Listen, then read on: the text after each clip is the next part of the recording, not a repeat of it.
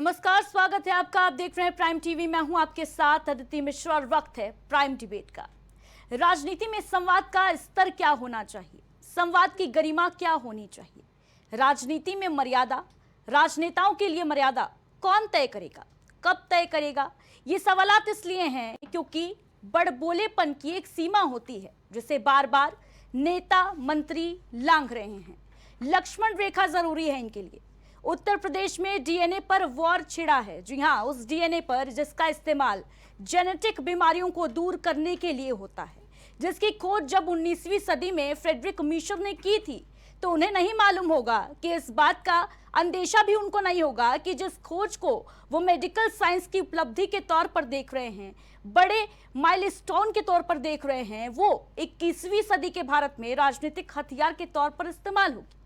एक बार फिर से सियासत में डीएनए की चर्चा है और इस बार इस चर्चा की शुरुआत की है डिप्टी सीएम ब्रजेश पाठक ने। दरअसल 16 मई को पाठक ने एक पोस्ट के जरिए समाजवादी पार्टी के डीएनए में खराबी की बात कही।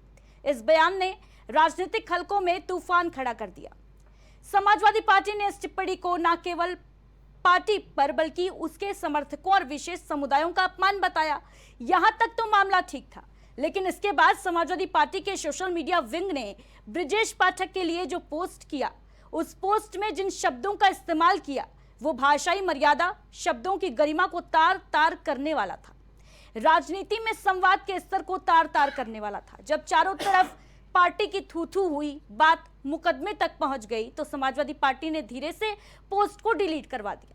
लेकिन उत्तर प्रदेश की एक बड़ी पार्टी के सोशल मीडिया सेल से अगर गैर जिम्मेदाराना, शर्मनाक, घोर शर्मनाक बात उठेगी तो राजनीतिक गलियारों में हलचल तो मचेगी ही। सोशल मीडिया से उठकर ये लड़ाई अब सड़क पर आ चुकी है। बीजेपी नेताओं ने अखिलेश यादव के से माफी मंगवाने के लिए जगह जगह पोस्टर लगवा दिए हैं और जाहिर है कि यूपी में पूर्व सीएम अखिलेश यादव और डिप्टी सीएम ब्रजेश पाठक का झगड़ा खत्म अब नहीं होने वाला है। कल तक लग रहा था कि मामला दी एंड की करीब है। अखिलेश यादव ने भी इस बात का ऐलान कर दिया था, पर बात अब आगे बढ़ चुकी है। विवाद डीएनए पर शुरू हुआ था। ब्रजेश पाठक ने इस मुद्दे पर कई तीर छोड़े तो जवाब अखिलेश यादव की तरफ से भी आया। बीच में सीएम योगी आदित्यनाथ ने भी पाठक के समर्थक में सीएम योगी आदित्यनाथ आए। लखनऊ में कई चौक चौराहों पर आज सवेरे से ही अखिलेश यादव माफी मांगो के पोस्टर लग चुके हैं। अखिलेश यादव के घर के आसपास भी ऐसे होर्डिंग्स हैं। बीजेपी के कार्यकर्ताओं ने सड़क किनारे माहौल बना दिया है। कोशिश ये बताने की है कि समाजवादी पार्टी के लोग गुंडागर्दी करते हैं, गाली गलौज करते हैं, माफी तो गलती पर होती है। बीजेपी ने यूपी में घोषणा कर दी है कि अखिलेश ने गलती की है, गलती ब्रजेश पाठक से पंगा लेकर की है तो माफी मांगनी पड़ेगी। तैयारी समाजवादी पार्टी की भी है। अखिलेश यादव के लोग काम पर लग गए हैं। कल ही समाजवादी पार्टी के अध्यक्ष ने इसका ऐलान कर दिया था। स्वास्थ्य विभाग को लेकर सवालों की लंबी लिस्ट तैयार की गई है। समाजवादी पार्टी के लोगों को डिप्टी सीएम के मंत्रालय की पोल खोलने के लिए कहा गया है। सोशल मीडिया में स्वास्थ्य विभाग की गड़बड़ियां दिखाने के लिए वीडियो जुटाए जा रहे हैं। ब्रजेश पाठक से चल रहे झगड़े में अखिलेश ने खुद ही कल युद्ध विराम की घोषणा की थी, लेकिन अब अखिलेश यादव का मन भी बदल गया है।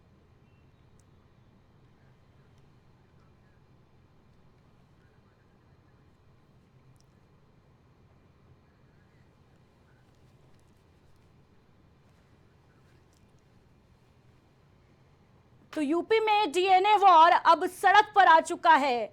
संग्राम थमता नजर नहीं आ रहा है। नेता एक दूसरे का डीएनए खंगाल रहे हैं, लेकिन ये जो जिस तरीके की राजनीति हो रही है उत्तर प्रदेश में, ये तो तय है कि उत्तर प्रदेश की राजनीति का जो डीएनए है वो ही गड़बड़ हो चुका है। कोई लगाम नहीं है। बेलगाम भाषा, बेलगाम शब्दों का प्रयोग कर रहे हैं राजनीतिक दल। एक दूसरे पर वार पलटवार का सिलसिला जो है वो जारी है।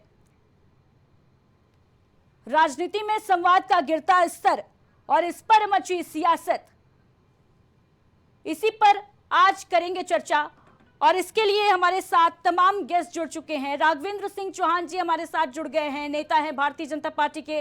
राघवेंद्र जी, स्वागत है आपका। इसके अलावा हमारे साथ विनय तिवारी जी जुड़ चुके हैं, राजनीतिक विशेषज्ञ हैं। विनय जी, आपका भी बहुत बहुत स्वागत है। नीरज मेहरे जी हमारे साथ जुड़ चुके हैं, वरिष्ठ पत्रकार हैं। नीरज जी, आपका भी बहुत बहुत स्वागत है।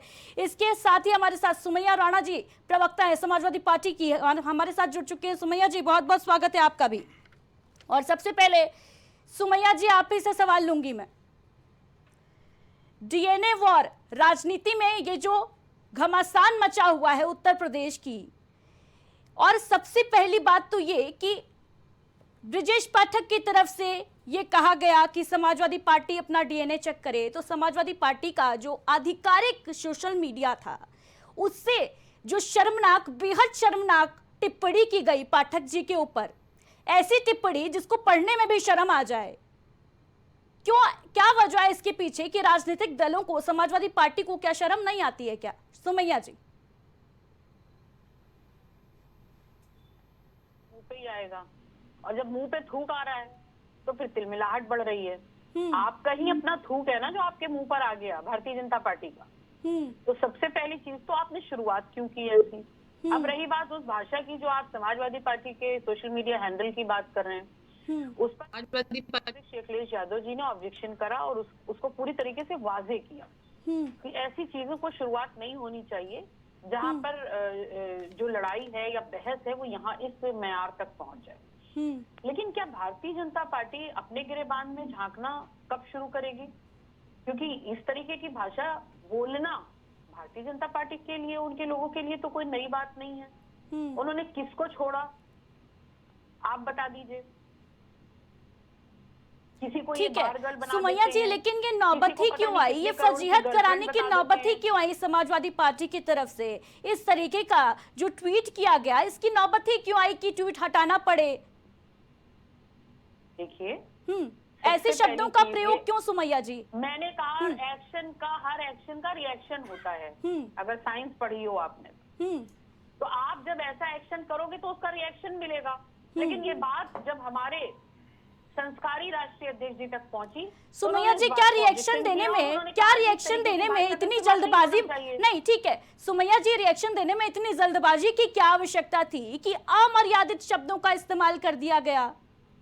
जीबी रोड तक पहुंच गए समाजवादी पार्टी के नेता। वावेला बना रही हैं, जिस चीज का वावेला बना रही है, क्या ये पहली बार हुआ है? क्या इस तरीके की भाषा भारतीय जनता पार्टी की तरफ से नहीं इस्तेमाल की गई? बिल्कुल सुमैया जी, मैं उसको लेकर भी प्रश्न करूंगी, बिल्कुल करूंगी। बाप दादों के तक पहुंचना तो भारतीय जनता पार्टी की पुरानी एक हरकत रही है।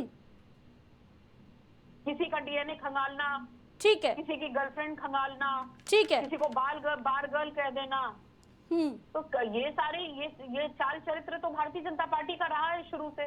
और आज जब आपने आसमान पर थूका और आपके मुंह पर गिरा तो आपको तिलमिलाहट हो रही है। तो ये तो थूक मुंह पर आना था अदिति जी। ठीक है राघवेंद्र सिंह चौहान जी, क्या कहेंगे अब इस पर?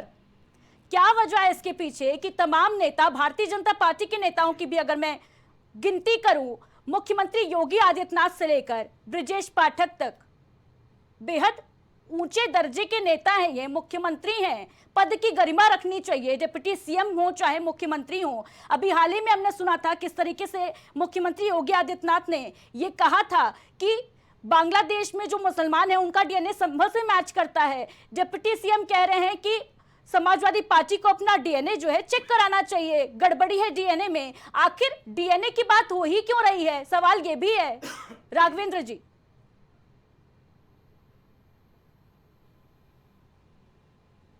हेलो जी, आवाज आ रही है आपकी। देखिए ऐसा है कि डीएनए की बात और तमाम बातें समाजवादी पार्टी की प्रवक्ता। देखिए ऐसा है, ये स्थिति क्यों आई और ये स्थिति क्यों आई? जब इनके नेता अखिलेश यादव को गोबर से एलर्जी है और उसके बाद गौशाला से एलर्जी है और इस तरीके की बातें वो करते ही रहते हैं। और मैं तो कहना चाहता हूँ मरहूम नेताजी के टाइम से ये बातें होती रही हैं। वो भी कहते हैं लड़के हैं, गलती हो जाती है, उन्होंने भी तो कहा था। तो इनकी परिपाटी है, इसकी तो बात मत कीजिए। अभी मोहतरमा हमारी जो समाजवादी पार्टी के प्रवक्ता है वो भी कह रहे थे थूकना और ये इस तरीके, हम लोग इस तरीके की बातें नहीं करते। इस तरीके के थूकना और चाटना और इस तरीके की ये बातें, ये बड़ी गंदी बातें हैं। इस तरीके की बात नहीं करना चाहिए, और खास तौर से वो एक महिला है तो शोभा नहीं देता। मेरा सुझाव है, और बाकी उनकी पार्टी की तो ये नीति और नीति। ठीक है राघवेंद्र जी, यहाँ पर बात जो है, यहाँ पर बात डीएनए की हो रही है। आखिर राजनीति में डीएनए जैसे शब्दों का इस्तेमाल करने की क्या आवश्यकता है? डीएनए तो मेडिकल साइंस के लिए है ना, राजनीति के लिए तो बना नहीं था। डीएनए का आविष्कार इसलिए तो हुआ नहीं था कि नेता मंत्री जो है तमाम मंचों से डीएनए निकलवाए एक दूसरे का। राम गोपाल ने तो पूरा सेना का डीएनए बता डाला, ये कौन किस बिरादरी का है। उन्होंने तो पूरा सेना के विस्तृत विवरण बता दिया डीएनए के तहत। तो इस पर क्या कहेंगे, उस पर क्या आप क्या कहेंगे बताइए आप।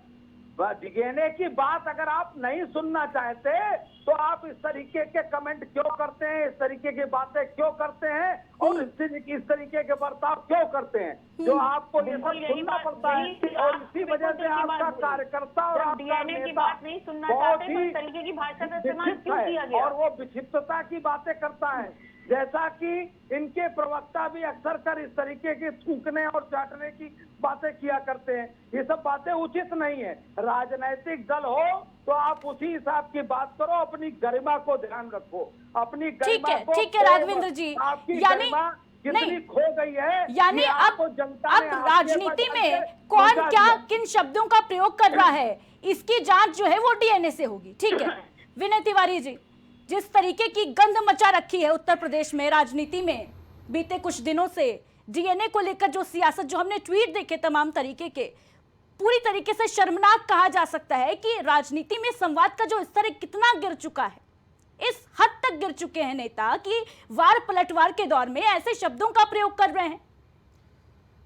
देखिए अदिति जी, पहली चीज तो एक ये है कि अगर समाजवादी पार्टी कह रही है कि हमारी पार्टी है, हमारी पार्टी के लोग असंसदीय भाषा का उपयोग नहीं करते हैं, तो ये भी सरासर गलत है। और दूसरी भी पार्टियां, अरे नेताओं के लिए तो बना ही है असंसदीय भाषा में बोलने के लिए है। नेता जितना अमर्यादित भाषा बोलते हैं शायद ही कोई बोलता होगा। रही बात, अब मैं डीएनए पे आता हूँ। देखिए ये जो इस समय जो चल रहा घमासान सोशल मीडिया पे और सड़कों पे, वो बेसिकली क्या है कि ये बता रहा है कि चुनाव उत्तर प्रदेश का अगले साल होने वाला है।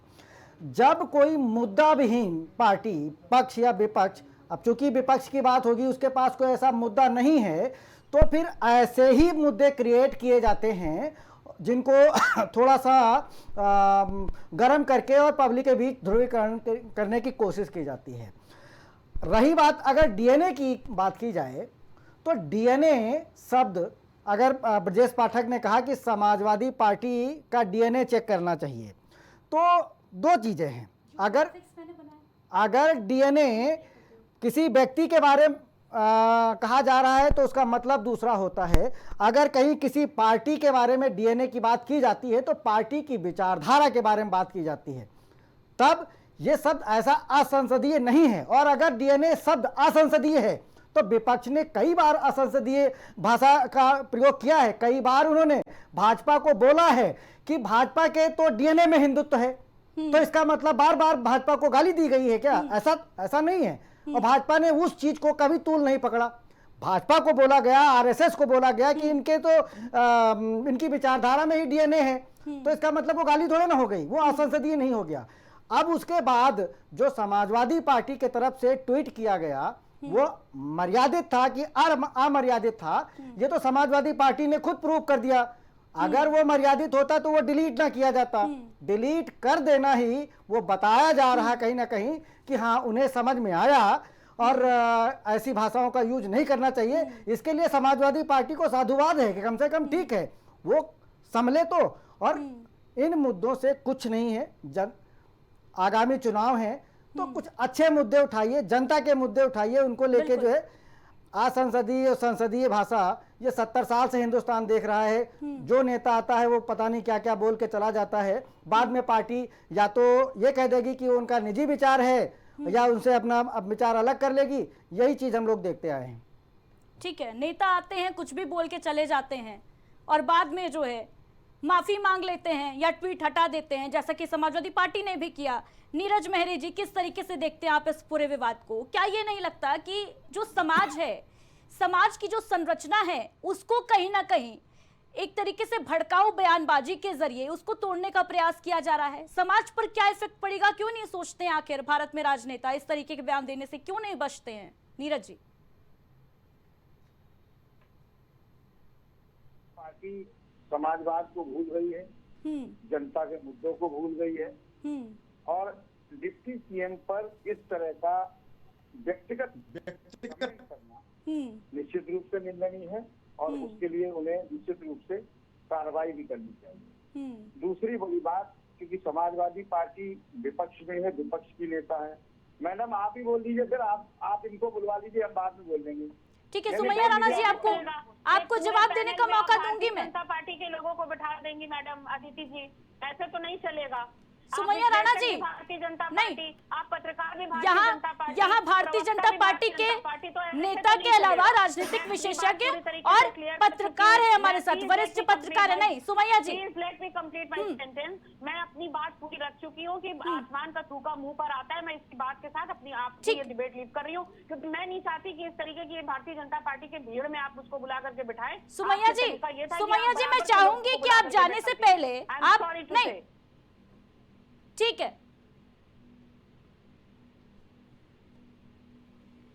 तो ये है समाजवादी पार्टी का असली चेहरा। पहले ऊट-पटांग बयानबाजी, अमर्यादित ट्वीट, डिप्टी सीएम के ऊपर व्यक्तिगत टिप्पणी करते हैं समाजवादी पार्टी के नेता, और जब सवालात किए जाते हैं तो डिबेट छोड़ के भाग जाते हैं। सुमैया राणा जी हमारे साथ डिबेट छोड़कर जा चुकी हैं, क्योंकि शायद उनके पास जवाब नहीं था। जवाब क्या दे ये शायद समझ नहीं आ रहा था। ठीक है,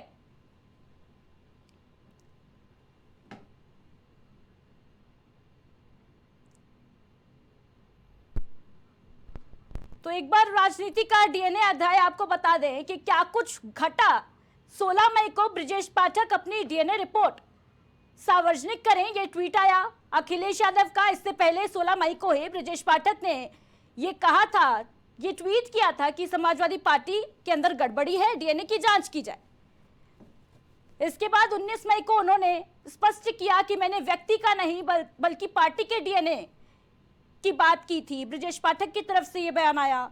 लोहिया के आदर्शों को पढ़िए, किताब हमसे ले लें, यह ब्रजेश पाठक ने अखिलेश यादव को ये कहा कि लोहिया की बातों को पर ध्यान दें। जिस तरीके का बेहद आपत्तिजनक शर्मनाक ट्वीट सामने आया, रिएक्शन सामने आया समाजवादी पार्टी की तरफ से। और अब 19 मई को अखिलेश यादव ने ये कहा कि काम करने वाले आगे बढ़ जाते हैं, जो खाली बैठे रहते हैं वो ये सब काम करते हैं। और ये कहते हुए उन्होंने ट्वीट डिलीट करवाया। ये माना जा रहा था यहाँ पर कि अब जो है ये डीएनए वॉर यहीं पर इसका चैप्टर जो है क्लोज हो गया। लेकिन आज सुबह से समाजवादी पार्टी के मुखिया अखिलेश यादव के शहर में कई जगह पोस्टर होर्डिंग लग चुके हैं। अखिलेश यादव माफी मांगे, ये मांग की जा रही है भारतीय जनता पार्टी के द्वारा। विनय जी, सुमैया राणा जो हैं वो डिबेट छोड़कर चली गई। किस तरीके से ये स्पष्ट हो गया कि समाजवादी पार्टी के पास अब इससे बचने की कोई उपाय नहीं है, क्योंकि जितनी छीछा लेदर करवानी थी वो हो चुकी है, थू-थू हो चुकी है समाजवादी पार्टी की। जिस तरीके का बेहद शर्मनाक, बेहद आपत्तिजनक मैं कहूंगी कि ट्वीट किया गया था ऑफिशियल हैंडल से समाजवादी पार्टी के, उसके बाद देखिए डिबेट से छोड़ के जाना वो बताता है, उनकी खींच को दर्शाता है। बिल्कुल उनकी पार्टी और उनका जो खींच है वो बताया जाता है। ये समाजवादी या आजकल के विपक्ष का तो खैर एक संपुट टाइप का हो गया है। वो जहाँ चाहते हैं इस चीज़ को यूज़ कर लेते हैं। वो किसी भी वरिष्ठ पत्रकार को या राजनीतिक विश्लेषक को, ये हम लोगों के लिए अब आदत सी हो गई है कि हमें किसी एक पाले में रख दिया जाता है। देखिए इसमें कोई दो राय नहीं। मैं अगर व्यक्ति हूँ तो मैं हिंदुस्तान का नागरिक हूँ, तो मैं वोट भी देता हूँगा। वोट जब देता हूँगा तो मेरी विचारधारा भी कोई होगी। लेकिन जब मैं यहाँ पे बतौर राजनीतिक विश्लेषक बैठता हूँ तो क्या सही है क्या गलत है, मैं उसी चीज पे अपना विचार रखता हूँ। ये कोई जरूरी नहीं है कि वो विचार सबको सब अच्छा ही लगे। जब जाहिर सी बात है डिबेट में दो विचार हैं जो आपस में डिबेट कर रहे हैं, अब उसमें हम अपना कोई पक्ष रखेंगे तो वो मेरा पक्ष किसी विचार को अच्छा लगेगा, किसी को खराब लगेगा। लेकिन अब इतनी समझ नहीं है खैर उनकी बुद्धिमत्ता के विनय ऊपर। जी, इतनी समझ होती तो शायद इस तरीके का ट्वीट जो है समाजवादी पार्टी के हैंडल से नहीं सामने आता, जो हमने देखा कि किस तरीके से ये कहा डिप्टी सीएम को, प्रदेश के डिप्टी सीएम को ये कहा गया कि अपनी डीएनए रिपोर्ट सार्वजनिक करें। इसका साफ मैसेज जो है वो दिया समाजवादी पार्टी ने कि हमारी विचारधारा क्या है, हम किस विचार से आते हैं। इसीलिए मैं कह रहा हूं, अच्छा मैंने जो अभी फर्स्ट स्टेटमेंट मैंने दिया था उसमें ऐसा क्या मैंने बोल दिया जो मोहतरमा बोल के चली गई कि नहीं ये भाजपा के लोग बैठे हुए हैं। मैंने तो ये बोला कि आज जो इस समय अमर्यादित चीज चल रही है पिछले 70 साल से चल रही है, तो उसमें भाजपा भी आ गई, उसमें कांग्रेस भी आ गई, उसमें समाजवादी भी आ गई। मैंने किसी का पक्ष नहीं लिया। डीएनए की जब बात आई तो हमने यही कहा कि ब्रजेश पाठक ने जो डीएनए की बात की वो एक पार्टी के ऊपर की, पार्टी की विचारधारा के ऊपर की कि समाजवादी के डीएनए में ये चीज है। अब समाजवादियों ने क्या किया, व्यक्तिगत उसको ऊपर, वो एक पार्टी के ऊपर कटाक्ष कर रहे थे और उन्होंने किसी व्यक्ति के ऊपर जो है डीएनए चेक करने की बात की, वो अमर्यादित था। अगर ना होता तो वो उसको हटाते नहीं, वो हटा के बता रहे हैं कि वो अमर्यादित था।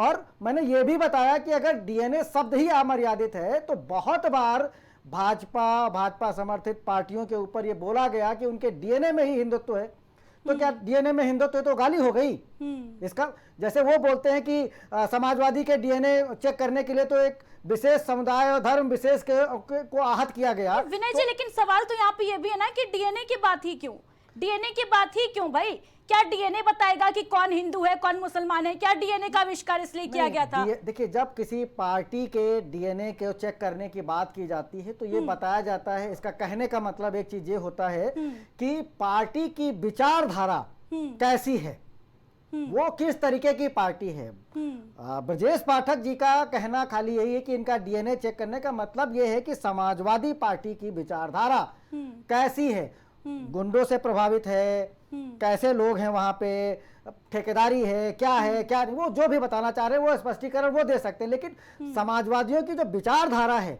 वो उस चीज को केंद्रित करके बता रहे थे, बट उन्होंने वो व्यक्तिगत अपने ऊपर ले लिया। ठीक है नीरज मेहरे जी, पार्टी ने व्यक्तिगत रूप से टारगेट किया पहले ब्रजेश पाठक जी को, और अब जब सवालात किए गए तो पार्टी की प्रवक्ता डिबेट छोड़कर भाग गई। साफ जाहिर है कि जो बातें हैं, जो सवालात खड़े हो रहे हैं उनसे बचती नजर आ रही हैं पार्टी की प्रवक्ता, वो बात अलग है। लेकिन बार बार सवाल जो है वो यही खड़ा हो रहा है कि राजनीति का स्तर इतना आखिर क्यों गिर चुका है कि इस तरीके की बयानबाजी जो है वो देखने को मिल रही है नेताओं की तरफ से, चाहे किसी भी पार्टी का नेता हो। सामाजिक संरचना जो है भारत की वो सबको मालूम है, हर एक नेता को मालूम है, हर एक दल को मालूम है। डीएनए जैसा जो शब्द है वो बेहद संवेदनशील माना जाता है भारतीय समाज के लिए, उसके बावजूद इस तरीके की टीका टिप्पणी जो की जा रही है, कैसे देखते हैं आप? देखिए, मुझे लगता है जो मैं बात उस समय कह रहा था वो अधूरी रह गई थी। समाजवादी पार्टी समाजवाद को भूल गई, जनता के मुद्दों को भूल गई, जो लोहिया जी के, जनेश्वर मिश्रा जी के, मुलायम सिंह यादव जी की जो विचारधारा थी उसको भूल गई। और इस तरह के अभद्र अश्लील जो ट्वीट किए वो निश्चित रूप से नहीं होने चाहिए थे, व्यक्तिगत रूप से। दूसरी बड़ी बात, इस तरह की टिप्पणी करके, जैसे पिछली बार राणा सांगा के मामले को लेकर रामविलास सुमन ने जो बयान दिया पार्लियामेंट में, उसके बाद समाजवादी पार्टी के राष्ट्रीय अध्यक्ष का बयान आ गया 2 दिन बाद, ये उनका व्यक्तिगत बयान। इस बार ऐसा नहीं हुआ। इस बार क्योंकि समाजवादी पार्टी के सोशल मीडिया ट्विटर हैंडल पे गया है तो तुरंत अखिलेश यादव जी ने उसको माना कि हाँ ये गलत है, इस तरह की बात नहीं होनी चाहिए। मुझे लगता है देश में या प्रदेश में स्वच्छ और स्पष्ट राजनीति, स्वस्थ और स्पष्ट राजनीति के लिए ये आवश्यक है। इस तरह की टीका टिप्पणी बिल्कुल न की जाए, क्योंकि ये सस्ती लोकप्रियता का एक प्रमाण है जो आजकल राजनीतिक दल प्रयोग करने लगे। क्या इस तरीके की टिप्पणी इस वजह से सामने आ रही है नीरज जी क्योंकि चुनाव करीब हैं? क्योंकि हमने देखा था कि 2015 में जब बिहार में विधानसभा चुनाव करीब थे तो नीतीश बाबू और प्रधानमंत्री मोदी के बीच भी डीएनए को लेकर वॉर छिड़ा था, और अब उत्तर प्रदेश में भी वही होता नजर आ रहा है। हालांकि चुनाव जो है 27 में है, लेकिन क्या जो जमीन है चुनाव की वो तराशी जा रही है डीएनए के जरिए? अब निश्चित रूप से, जैसा अभी हमारे सहयोगी ने बहुत अच्छी बात कही कि मुद्दा विहीन राजनीतिक दल क्या करेगा, कुछ न कुछ तो ऐसा करेंगे मुझे लगता है कि विपक्ष के नाते अखिलेश यादव को और बातें करनी चाहिए जो नहीं हो रही हैं, और वो मुद्दों में फंसकर, इस तरह के विवादों वाले बयानों में फंसकर भारतीय जनता पार्टी के लिए एक अच्छा काम ये कर रहे हैं कि उनके लिए प्लेटफॉर्म तैयार करके दे रहे हैं जिससे आराम से भारतीय जनता पार्टी चुनाव में बढ़त हासिल कर सके। दूसरी बड़ी बात, मैं अपनी पूरी बात करनी है और थोड़ा सा समय दे दीजिएगा।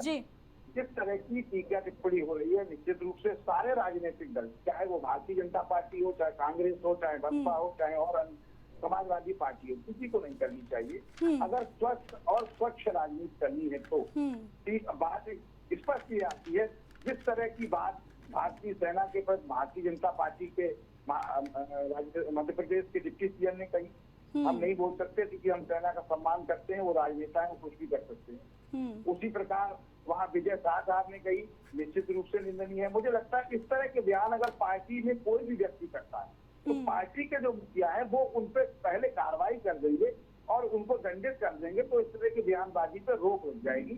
और भारत में अच्छी राजनीति अगर करनी है, स्वस्थ और स्वच्छ साफ, तो इसके लिए ये आवश्यक है। इस तरह की बातें चूंकि नहीं हो रही, जैसा विनय जी ने कहा स्पष्ट बात कि आपने जो चीज डिलीट कर दी उससे स्पष्ट हो गया कि आपने स्वीकार कर लिया कि हमसे गलती है। अब जो पोस्टर बाहर चालू हो गया, मुझे लगता है इससे कोई भला नहीं होने वाला। महंगाई, बेरोजगारी, बिजली, पानी, सड़क, स्वास्थ्य, तमाम सुरक्षा ऐसे मुद्दे हैं जिनको लेकर विपक्ष सड़क पे आंदोलन भी कर सकता है, अपनी बात कर सकता है, विरोध दर्ज करा सकता है, लेकिन ना उस पर नहीं जाएंगे। कभी औरंगजेब को ले आएंगे, कभी राणा सांगा को ले आएंगे, कभी अम्बेडकर जी की तस्वीर के साथ अपनी तस्वीर जोड़ देंगे अभी, और अभी नया बयान। तो मुझे लगता है इस तरह की सस्ती लोकप्रियता समाजवादी पार्टी को नहीं करनी चाहिए, जिससे समाज में एक मैसेज फैला जाए।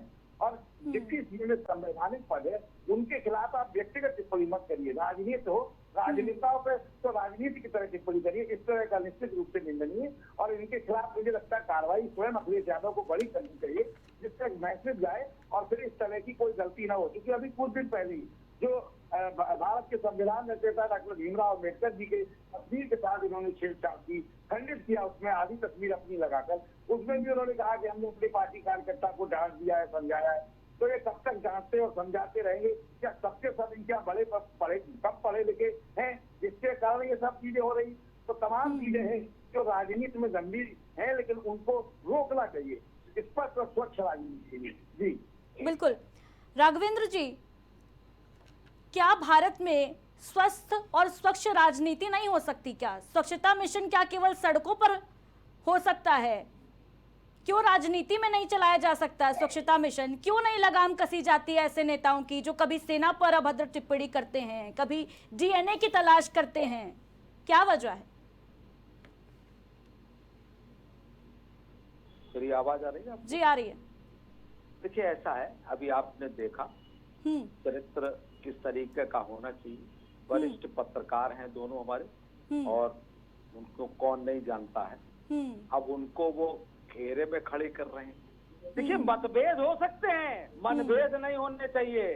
हम लोग भारतवर्ष के नागरिक हैं सर्वप्रथम, इसके बाद किसी दल से जुड़े हैं, और दल को दलदल में नहीं जाना चाहिए। जो ये दलदल में समाजवादी पार्टी जा रही है, ये गलत है। और इनके मनभेद कितने हैं ये अभी आपके सामने दृष्टिगत हो गया, सामने आ गया कि जो वरिष्ठ लोगों को, वरिष्ठ पत्रकारों को ही ये कह रहे हैं कि आप अमुक पार्टी से संबंध रखते हैं। हम लोगों का ये है कि अगर हम लोग हिंदू हैं तो टीका लगाएंगे, अगर मुस्लिम है तो टोपी भी लगा सकते हैं, टीका भी लगाया जाता है, टोपी भी पहनी जाती है। लेकिन यहाँ पर हम लोग भारतवर्ष के नागरिक हैं। आपने देखा एकजुटता को, देखा आपने देखा सेना के साथ हम लोग किस तरीके से खड़े थे, सर्वदलीय समर्थन था, सारा कुछ था। लेकिन ऐसे ही लोगों ने जो हिंदुस्तान की बर्बादी का जिम्मा ले रखा है लगता है, लेकिन हिंदुस्तान को बर्बाद नहीं होने देंगे।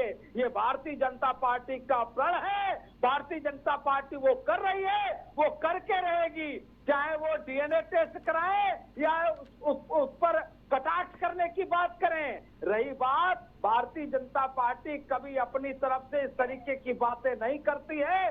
भारतीय जनता पार्टी में समय समय पर ये ऐसे बड़बोले लोगों के प्रति अपने ही दल में कार्रवाई भी की है। ऐसा नहीं है कि भारतीय जनता पार्टी एक शिष्ट दल है, और शिष्ट दल के नाते ही हम भारतवर्ष क्या पूरे विश्व में सबसे बड़ी पार्टी बनकर राघवेंद्र जी, डिप्टी सीएम ब्रजेश पाठक ने जो ट्वीट किया था कि समाजवादी पार्टी में खराबी है, डीएनए टेस्ट कराए, उसका तात्पर्य मैं जानना चाहूंगी आपसे कि उसका तात्पर्य, उस ट्वीट का मतलब क्या था? क्या डीएनए टेस्ट से पार्टी की खराबी के बारे में पता चलेगा? ठीक है, उनका ट्वीट था, उन्होंने तो अपना ट्वीट डिलीट नहीं किया। इन्होंने अपना ट्वीट क्यों डिलीट कर दिया? ठीक है, अपनी बात पर वो कायम रहे ना। उन्होंने तो अपना ट्वीट डिलीट नहीं किया ना ब्रजेश जी ने। इन्होंने अपना ट्वीट क्यों डिलीट किया? और डिलीट करने के बाद अब जवाब देने के लिए इनके प्रवक्ता भी टीवी से भाग रहे हैं, इनके प्रवक्ता भी जवाब देने से बच रहे हैं। आप देखिए कितनी दोहरी राजनीति करते हैं लोग। उनके प्रवक्ता जवाब देने से बच रहे हैं राघवेंद्र जी, जाहिर सी बात है कि जवाब है ही नहीं तो देंगे क्या, कहां से देंगे? क्योंकि जिस तरीके का ट्वीट सामने आया था समाजवादी पार्टी से निकलकर, जिसको पढ़ने में भी किसी को शर्म आ जाए, उस पर क्या जवाब देगी समाजवादी पार्टी? वही बात है, इसीलिए शायद कहा जाता है खिसियानी बिल्ली खम्बा नोचे। क्या करे समाजवादी पार्टी की प्रवक्ता जब पार्टी ने थू थू करा ही दी है जगह जगह। राघवेंद्र जी, लेकिन मेरा सवाल आपसे है, सीधा सवाल है कि ब्रजेश पाठक जी ने जो ये ट्वीट किया था कि समाजवादी पार्टी में खराबी है, गड़बड़ी है, उसकी डीएनए जांच होनी चाहिए, किस प्रकार की डीएनए जांच? देखिए, उत्तर प्रदेश की डबल इंजन की सरकार के प्रमुख अंग हैं ब्रजेश पाठक जी, उसके प्रमुख अंग हैं, और उन्होंने कोई गलत ऐसी बात नहीं कही और ना कोई ऐसा गलत ट्वीट किया। अगर गलत ट्वीट किया होता तो वो भी डिलीट करते ना।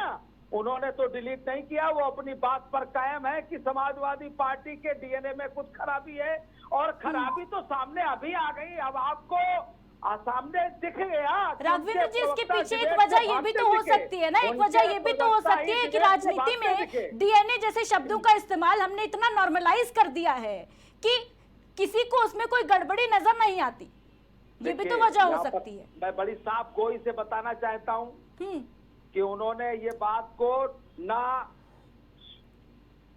किसी दुर्व्यवहार से कहा और ना उनका कोई दुर्व्यवहार का उसका कोई अंत है।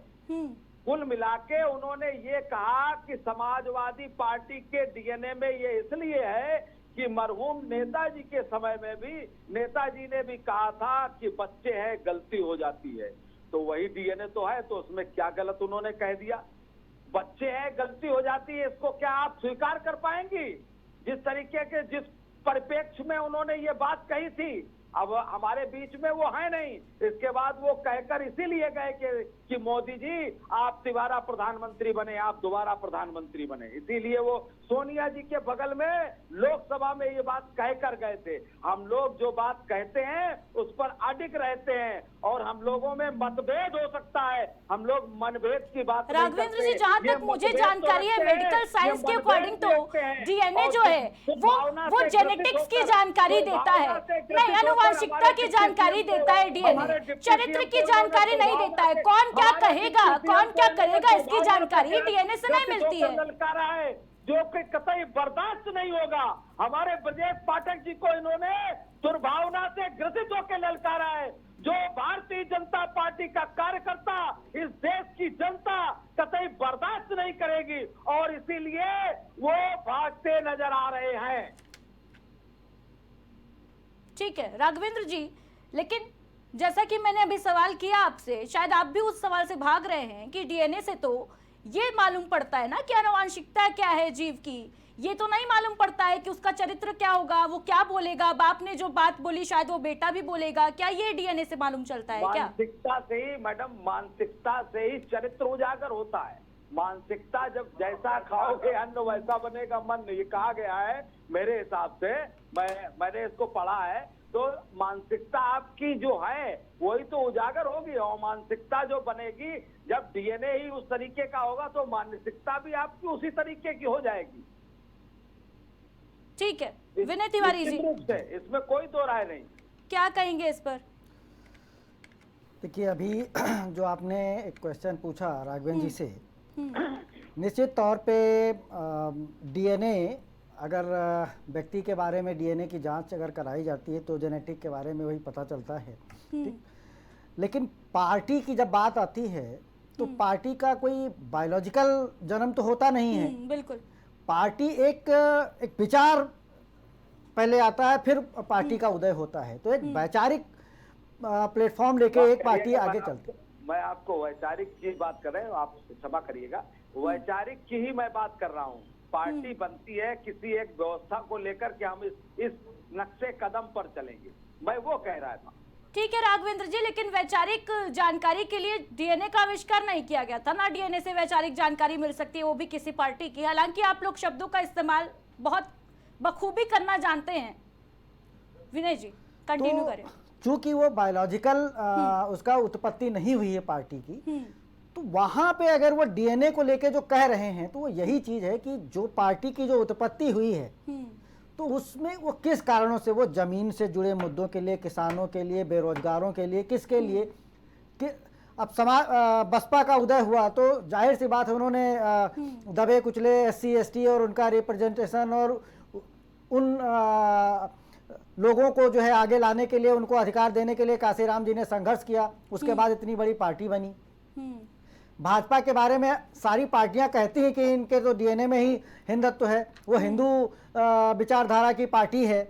वैसे ही समाजवादी की भी विचारधारा कोई होगी, तो अब उनकी विचारधारा क्या है, इसीलिए उन्होंने कहा कि डीएनए टेस्ट करवा ले। वैसे पता तो सबको है कि समाजवादी की उत्पत्ति कब हुई थी, कैसे हुई थी। सुमैया राणा भले ही डिबेट छोड़ के भाग गई हो, लेकिन अभी हाल ही में हमने रामजीलाल सुमन को भी सुना था कहते हुए कि बाबर का डीएनए, मुसलमानों का डीएनए। वही मैं कह रहा हूँ कि वो सारी पार्टियां व्यक्तिगत रूप से डीएनए शब्द यूज करते हैं। ब्रजेश पाठक ने व्यक्तिगत किसी के ऊपर वो चीज नहीं कहा। एक पार्टी के डीएनए चेक करने के लिए अगर बोला है, इट मीन मतलब उनकी विचारधारा को कोट कर रहे हैं। और इतना उसमें कोई ऐसी बड़ी बात नहीं थी। लेकिन समाजवादी ने जो उस पर रीट्वीट किया, रीट्वीट नहीं, उसका काउंटर अटैक जो किया, वो एक व्यक्तिगत था, निंदनीय था। संवैधानिक पद पर बैठे हैं ब्रजेश पाठक जी, उत्तर प्रदेश के डिप्टी चीफ मिनिस्टर हैं।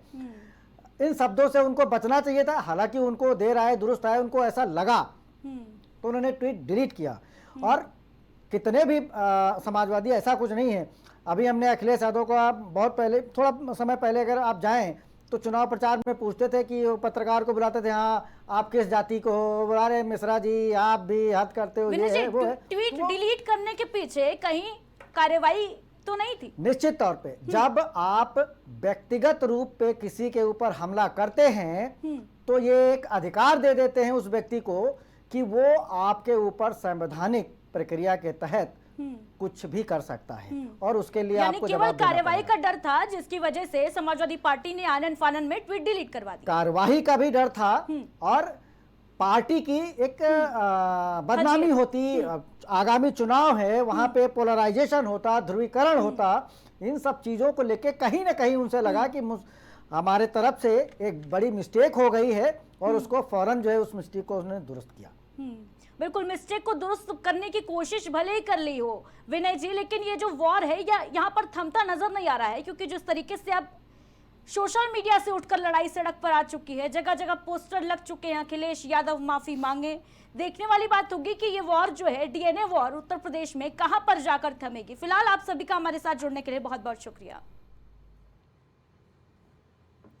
तो ब्रजेश पाठक और अखिलेश यादव के बीच डीएनए विवाद महज दो नेताओं के बीच की जुबानी जंग नहीं है, बल्कि भारतीय राजनीति में गिरते संवाद स्तर का प्रतीक भी है। जब नेता विचारधारा पर बहस छोड़कर इंडिविजुअल कल्चरल लेवल पर आ जाते हैं, तब लोकतंत्र की बुनियाद जो है, लोकतंत्र की साख जो है, वो कमजोर होती है। ये सामाजिक ढांचे को कमजोर करता है। डीएनए जैसी बायोलॉजिकल अवधारणा का उपयोग किसी राजनीतिक संगठन की निंदा में करना न केवल अशोभनीय है, बल्कि इससे समाज में विभाजन, असहिष्णुता को बढ़ावा मिल सकता है। इसीलिए जरूरी है, आवश्यक है कि नेता जो हैं वो जिम्मेदारी के साथ बयान दे और इस तरीके की बयानबाजी से बचे। क्या राजनीतिक पार्टियों की विचारधारा को डीएनए जैसे जैविक और वंशागत शब्दों से जोड़ना ठीक है? क्या राजनीति की मर्यादा टूट रही है? भाजपा बनाम सपा चुनावी तैयारियों की झलक है क्या ये डीएनए वॉर? इन सारे सवालात के साथ आज की इस डिबेट में बस इतना ही। दीजिए इजाजत, नमस्कार।